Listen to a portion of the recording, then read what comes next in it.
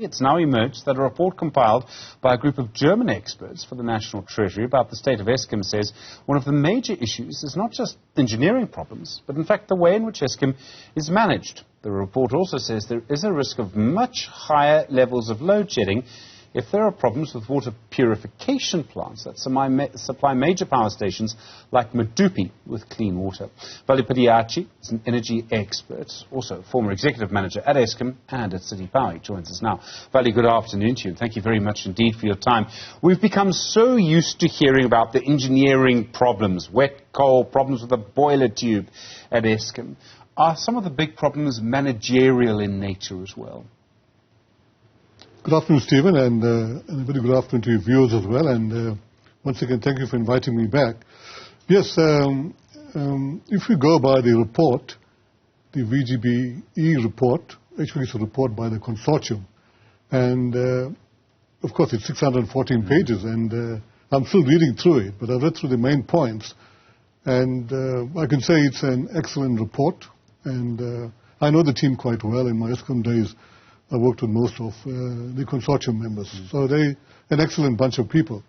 Now, if you look at their report, which they submitted to Treasury September last year, but we only got it on Friday, if you look at their report, and just to qualify it, they didn't do a complete assessment on Eskom or generation. They just did it on 4 aspects. It's the operational aspects of the coal fleet, the assessment of the power plant maintenance budgets, the skills level, and then they did an assessment on transmission.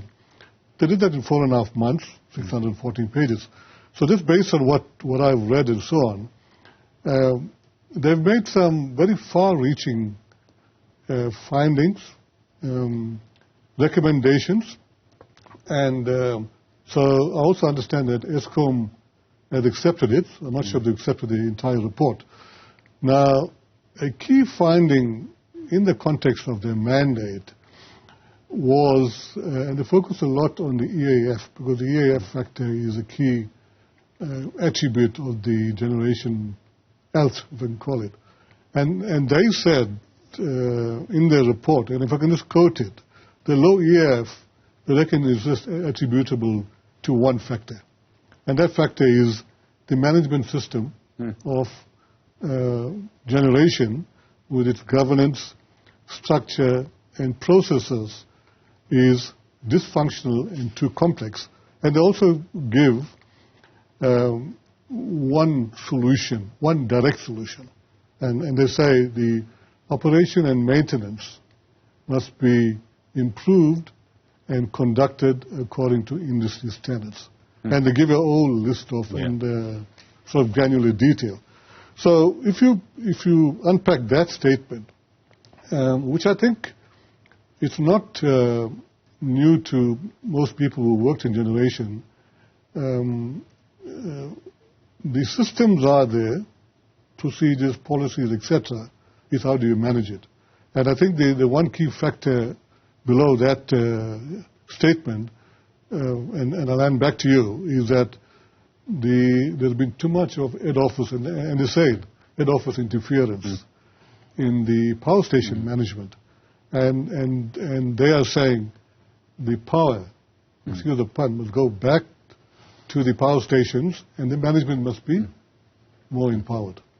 I mean, when you try and change, and Eskom's massive, when you try and change a management culture, the people who have power really cling on to it, and they do that wherever they are, you know. So could they really be a big change in the management culture at Eskom? Dan Marikana is taking over. One person can't do it on their own. But it would be quite difficult to make those changes, wouldn't it? Yes, I'm glad you mentioned that. And I can tell you, of all the parastatals, to change the culture of Eskom is not easy. And I've come from there. I mean, they say the culture started in 1923, and it's difficult to do it. They call it the sleeping giant, the sleeping elephant, because it goes slowly. So that is why to change culture is not easy, but you've got to get to a high-performance culture. So I think the new CEO has to focus on the people aspect, which this report has also focused on, is to, besides the technical financial aspects, has to focus on the people aspects. And they made a number of comments. Actually, some of the comments is an indictment on the management of people now. I mean, people, they talk about low morale, people are despondent, remuneration. You know, you've got to pay for people that perform. And if you don't do that, they say, this problem will continue. The issue of engineering problems, and people, a lot of the headlines have centered around the sort of water purification plants. I didn't know you needed a water purification plant for a power station, but clearly it's important. I mean, if they don't work, how serious is that problem? It's very serious, and I talk as a generation engineer of many years. When you talk about water purification, because you get steam, so you boil water, right? But it's not any old water. The water has to be squeaky clean. So you actually have demineralization plants in every power station. And those demineralization plants have to operate top-notch. And if they don't operate top-notch reasonably well, then you'll get poor quality water getting to the boilers. And you'll have, and I mentioned the last time, you'll have corrosion and boiler tube leaks and all the other host of stuff that go with it. And I'm told it's about 13,000 megawatts. That's partial load losses attributed indirectly to poor water quality.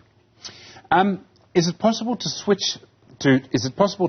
fix those water purification plants to make them less vulnerable to a problem without switching off the power station? Or are we going to find that actually if you want to fix this properly, remove this vulnerability from our system, you would have to go through a long period of intense load shedding? No. Stephen, it's not an hardware problem. It's the water in the hardware. So it's actually a chemical solution. So you've got to put chemicals and make sure you get the right levels of the chemicals and do them at the right time, etc. So it's not a case of stopping the power plant to do that per se. Okay. There's been a lot of commentary over the last couple of days coming out of this report, and I've seen big reports like this sort of land in our society before. It takes everyone a little while to sort of focus on the big parts.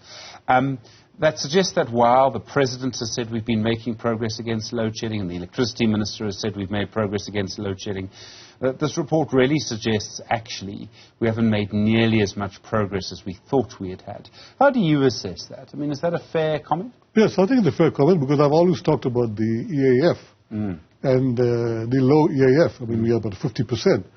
And even by the President's plan, we need to be at 55%, 70% to stop load shedding. We still at 50%. And this report also says that the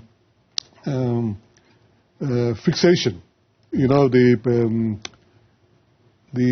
management, for good or bad reasons, has been fixated with increasing the level of EAF. And by doing that, they neglected, because increasing EAF depends on good maintenance. And good maintenance, you need time, effort, and good resources. And by the quest to increase EAF so that you decrease load shedding, they did not do maintenance, I make a general comment here, properly, right? So to answer your question directly, if we don't increase that, there's a significant risk of it. We're getting worse. And Stephen, they make two big recommendations here, right? One is that they've indicated that the coal fleet management must be hived out of the normal day-to-day business of generation and report directly to the group executive generation. I would tend to, in hindsight, agree with that, right? Then they make another statement further down the report, and here you must hear me out clearly. They say that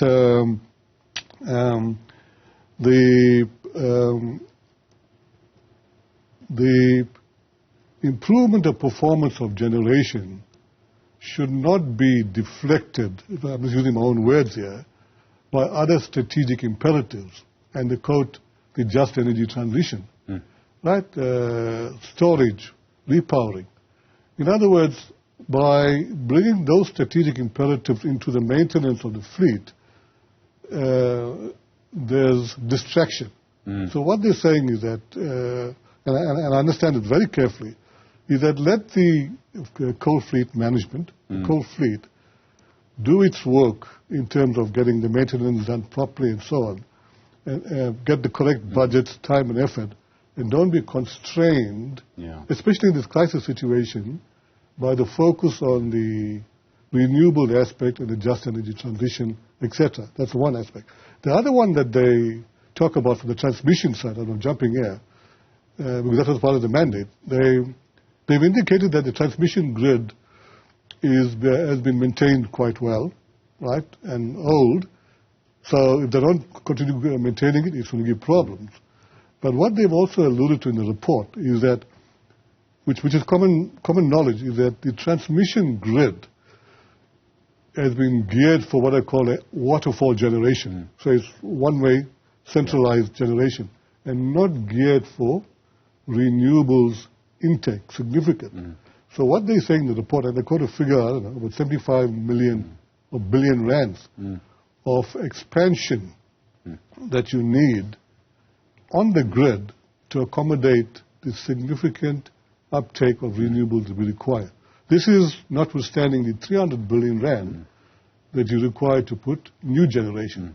So what we're saying is that you may maintain the existing grid, it's new transmission, but to get increased levels of renewables on the grid, you need to increase the transmission grid. You can't get away from that.